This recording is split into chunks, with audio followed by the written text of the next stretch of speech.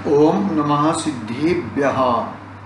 नमो अरिहन्ताणं, नमो स्वित्राणं, नमो ऐर्याणं, नमो उवज्झायाणं, नमो लोये सबसाहुणं। मंगलम भगवान वीरो, मंगलम गौतमो गणी, मंगलम कुंदे कुंदार्यो, जैन धर्मोस्तु मंगलम। सर्वमंगल्य मंगल्यम सर्वकल्याणकारकम, प्रदानं सर्वधर्माणां, जैनं जयतु शासनं, जैनं जयतु शासनम्। येनात्मबोधयातात्मेव नमः श्रीवर्धमानाय निर्दोत्मकलिलात्मने, सालोकानं त्रिलोकानं तद्विदया दर्पणयते। चेतिले चेतन, चेत्या विना केम चालसे।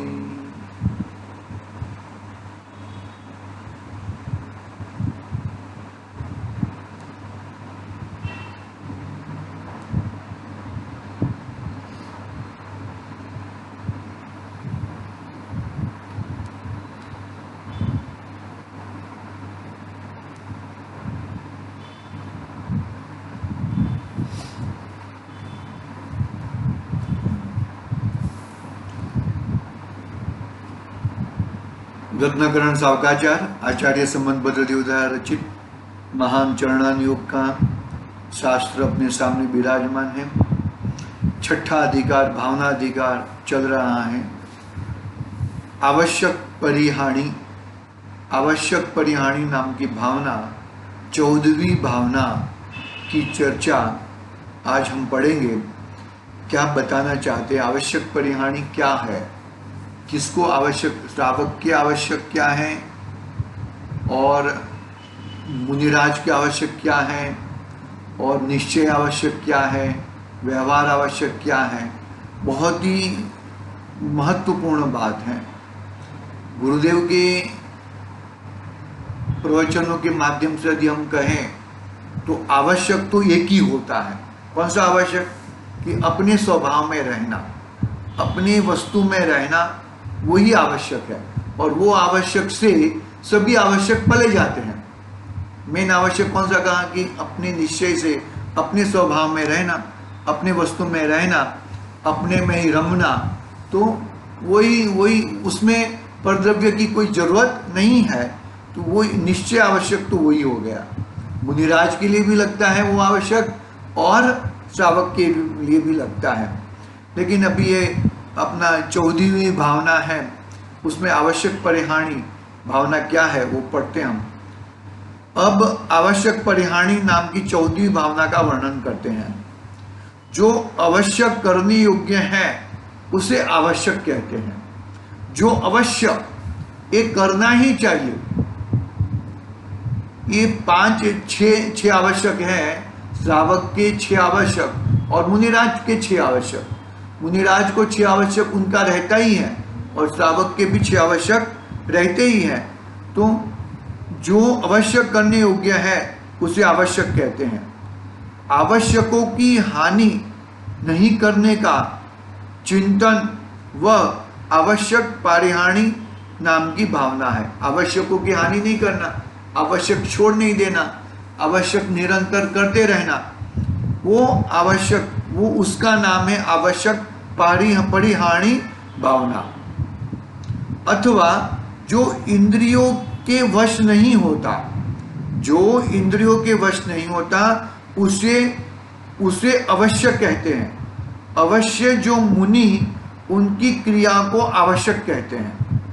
आवश्यकों की हानि नहीं करना उसे आवश्यक परिहाणी भावना कहते हैं। मतलब कभी भी मैं ये जो मेरे 6 आवश्यक कहे हैं व्यवहार से, वो व्यवहार से 6 आवश्यकों का उल्लंघन मैं नहीं करूंगा।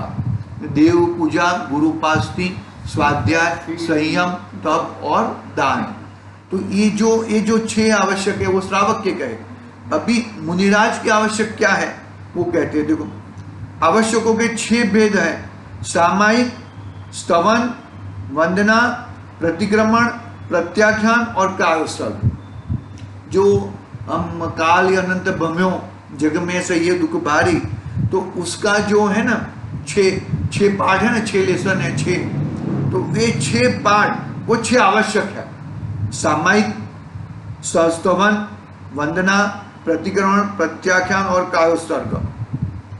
ये जो है वो 1 मिनट इसमें है ना, पढ़ते हैं जरा, देखते हैं क्या है। प्रतिक्रमण, प्रत्याख्यान, सामायिक, स्तवन, वंदना और काव्यसर्ग, बरोबर है, वही है। सामायिक कर्म पहले यहाँ पे प्रतिक्रमण कर्म लिया है, बाद में प्रत्याख्यान कर्म लिया है, फिर सामायिक, स्तवन, वंदना और काव्यसर्ग। इस प्रकार के 6 आवश्यक होते हैं। सामायिक की बात करते हैं पहले। सामायिक के ऊपर अलग से हमने बात भी की थी पहले, पूरा सामायिक काल अनंत भम्यो उसके ऊपर हमने बात की थी, बहुत टाइम हो गया उसको।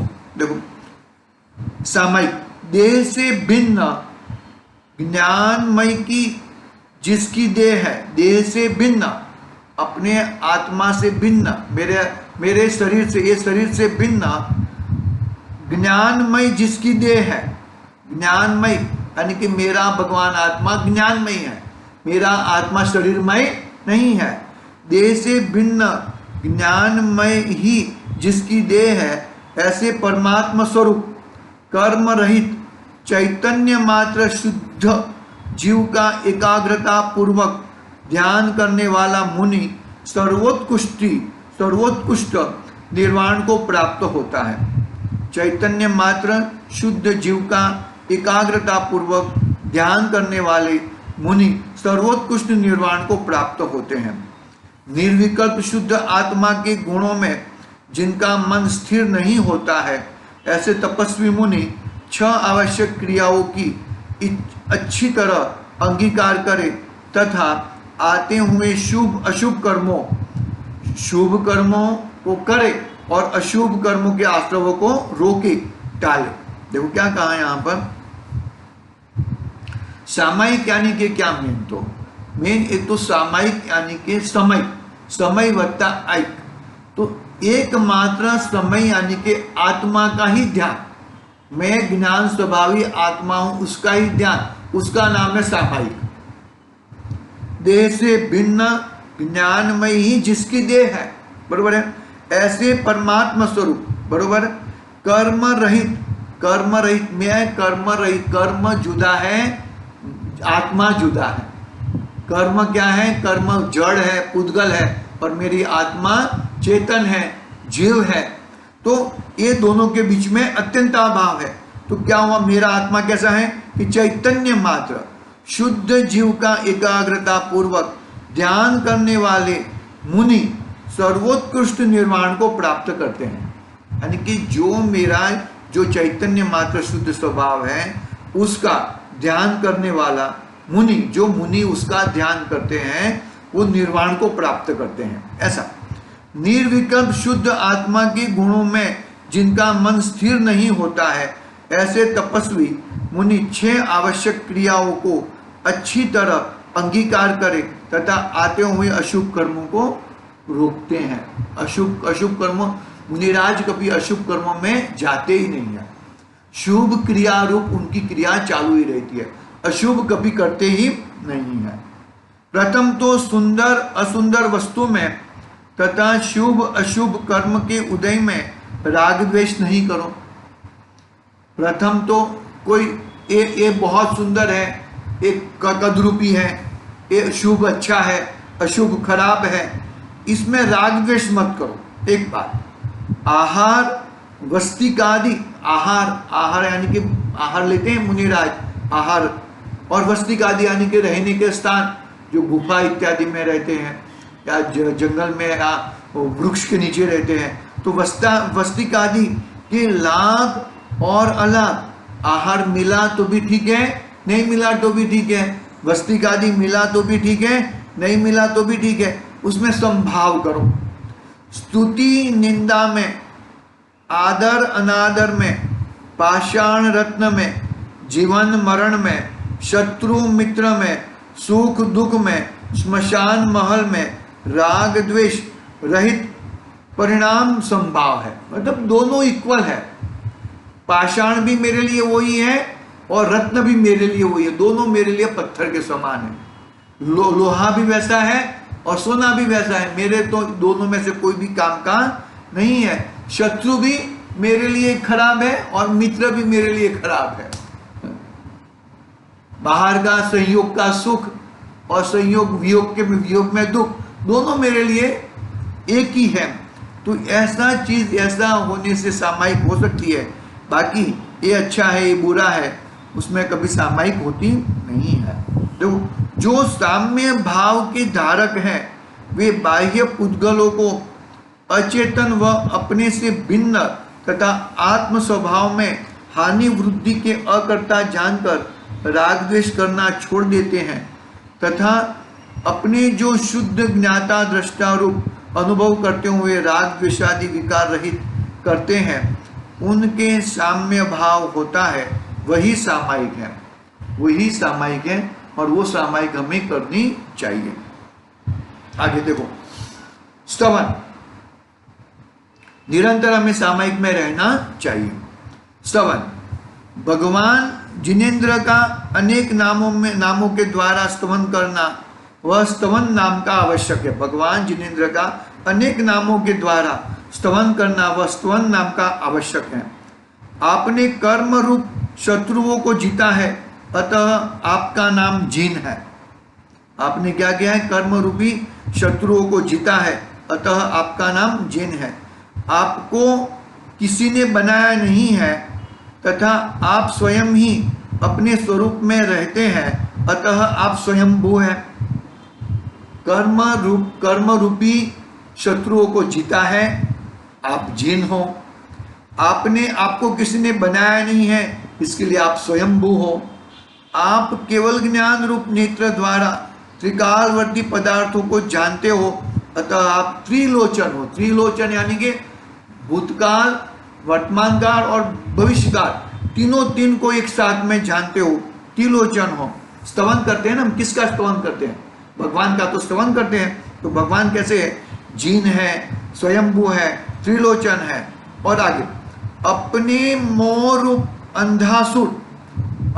रूपी अंधासुर को मार दिया है, अतः आप अंधकांतक हो। आपने पाठ कर्मों में से 8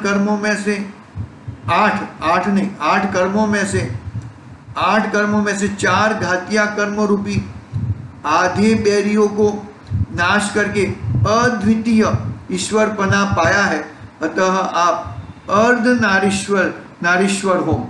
अतः शिव पद अर्थात निर्वाण पद में आप विराजमान हो। ऐसा करके हमें भगवान की स्तुति करते हैं, स्तवन करते हैं। आप शिव हो, शंकर हो, शंभु हो। हमें नाम से कोई मतलब नहीं है, नाम कोई भी रहने दो, लेकिन उसमें वितरागता, सर्वज्ञता और हितोपदेशीपना होना चाहिए। हमें जिसने राग द्वेष का मादिक जीते, सब जग जान लिया, सब जीवों का मोक्ष मार्ग का निष्प्रू हो उपदेश दिया। बुद्ध वीर जिन हरिहर ब्रह्मा, कोई भी नाम से बुलाओ, हमें उससे कोई मतलब नहीं है। लेकिन ये जो मेन है वितरागता, सर्वज्ञता और हितोपदेशीपना, वो है तो हमारे आप भगवान हो।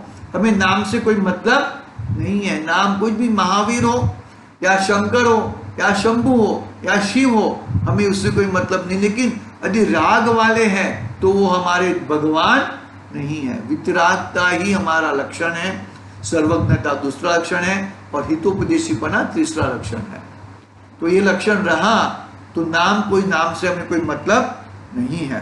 देखो, पाप रूपी बैरी का आप संहार करते, अतः आप हर हो। लोक में आप सुख के कर्ता हो, अतः आप शंकर हो। शम अर्थात परम आनंद रूप सुख, उसमें आप रहते हो, अतः शंभु हो। वृष अर्थात धर्म, उससे आप शोभित हो, अतः आप वृषभ हो। जगत के संपूर्ण प्राणियों में गुणों के द्वारा आप बड़े हो, अतः आप जगज्येष्ठ हो।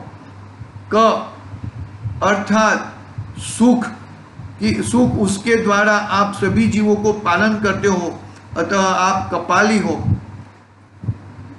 केवल ज्ञान द्वारा आप समस्त लोकालोक में व्याप्त हो रहे हो, अतः आप विष्णु हो। जन्म जरा मरण त्रिपुर आपका आपने अंत कर दिया है, अतः आप त्रिपुरांतक हो।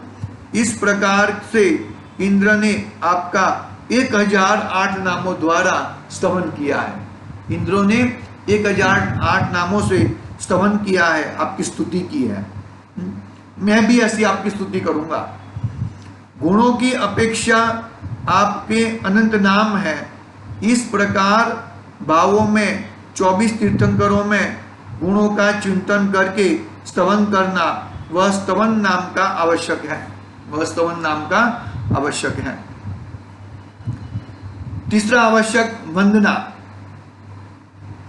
24 तीर्थंकरों में से किसी एक तीर्थंकर की तथा अरिहंत सिद्ध आचार्य उपाध्याय सर्व साधु में से किसी एक को मुख्य उसकी स्तुति करना, वह वंदना है, आवश्यक है। वंदना कर्म है ना, वंदना में महावीर भगवान को लक्ष्य में लेकर वो लिया है वहां पे। और प्रतिक्रमण संपूर्ण दिन में प्रमाद के वश होकर, कषायों के वश होकर, विषयों में राग द्वेषी होकर किसी एकेंद्रिय जीव का घात किया हो, निरर्थक प्रवर्तन किया हो, सदोष भोजन किया हो, किसी जीव के प्राणों को कष्ट पहुंचाया हो, कर्कश कठोर मिथ्या वचन कहा हो, किसी की निंदा बदनामी की हो, अपनी प्रशंसा की हो, स्त्री कथा, देश कथा, भोजन कथा, राज कथा की हो, अदत्त धन ग्रहण किया हो, पर के धन में लालसा की हो, वे सब खोटे पाप किए हो, बंध के कारण किए हो, ये सब बंध के कारण है। ये सब बंध के कारण प्रतिक्रमण में हमें छोड़ने चाहिए। देखो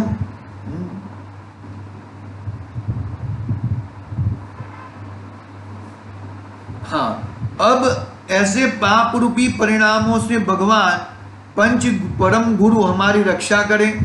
ऐसे परिणाम मिथ्या होवे, पंच परमिष्टि के प्रसाद से हमारे पाप रूप परिणाम नहीं होवे। ऐसे भावों की शुद्धता के लिए क्रायोस्तर करके पंच नमस्कार के 9 जाप करना चाहिए। हम निरंतर माला करते हैं, 9 जाप करते हैं। 9 जाप में अरिहंत जी, सिद्ध जी, आचार्य जी, उपाध्याय जी, सर्व साधु को वंदना करते हैं, नमस्कार मंत्र बोलते हैं। तो इससे क्या होता है कि हमारी कषाय मंद हो जाती है। तीव्र कषाय में तुम नाम दो या न दो, इससे कोई मतलब नहीं है। कषाय मंद हुई है और पंच परमिष्टि के नाम स्मरण करोगे तो ही कल्याण होएगा, तो ही तुम्हारा अच्छा होएगा। बाकी तीव्र कषाय में तो वंदन होता भी नहीं है, भगवान के दर्शन नहीं होते। क्रोध, बहुत तीव्र क्रोध है तो तीव्र क्रोध में भगवान के दर्शन नहीं होते। ऐसा भले ऐसा नमस्तु करे, लेकिन भगवान के दर्शन सही मायने में मंद कषाय रही तो ही दर्शन होते हैं, बाकी दर्शन भी नहीं होते हैं। ठीक है, इतनी बात आज की है, कल करेंगे आज थोड़ा और भी। आज के लिए ओम नमः सिद्धे व्याहा। निज निधि निज में बताई,